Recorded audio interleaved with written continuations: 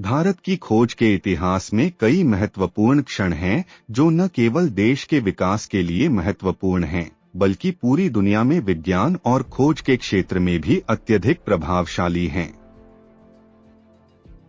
आइए हम कुछ प्रमुख खोजों और उनके प्रभावों के बारे में जानते हैं।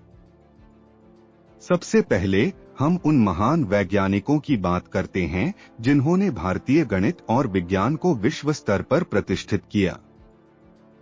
क्या आप जानते हैं कि आर्यभट्ट, जिन्हें लगभग 476 ईसा पूर्व में जन्मा माना जाता है, पहले गणितज्ञ थे जिन्होंने शून्य का सही उपयोग किया।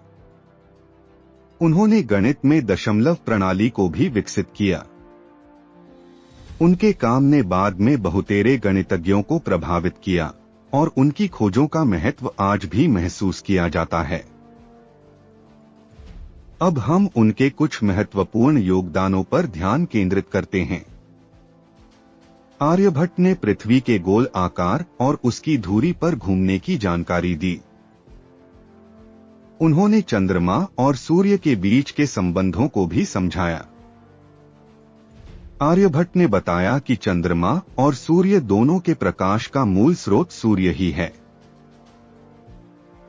उनकी यह खोजें न केवल भारतीय बल्कि वैश्विक खगोल विज्ञान के लिए बुनियादी थीं।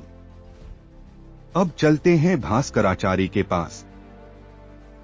भास्कराचार्य ने न केवल गणित में बल्कि खगोल विज्ञान में भी महत्वपूर्ण योगदान दिया।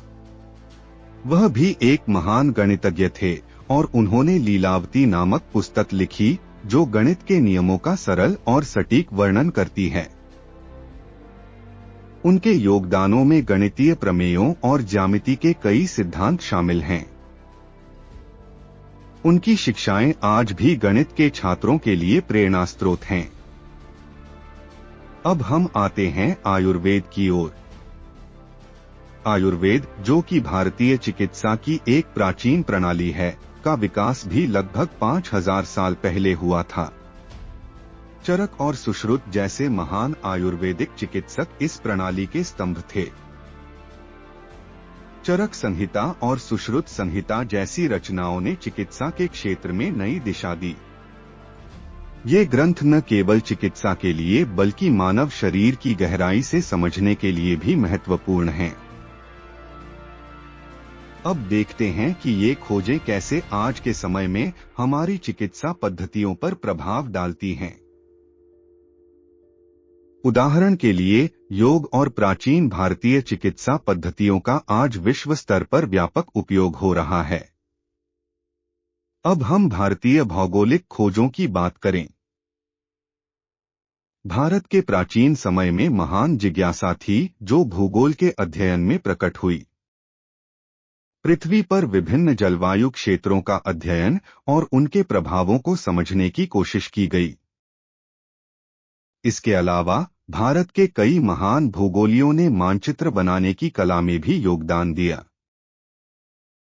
मौर्य साम्राज्य के समय समुद्री यात्रा का ज्ञान भी विकसित हुआ।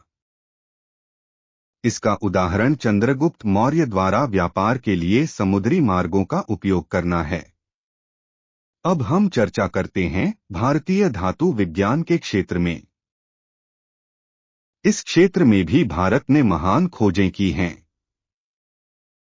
प्राचीन भारत में धातु विज्ञान की वजह से ब्रॉन्ज और लोहा जैसे धातुओं का उत्पादन किया गया।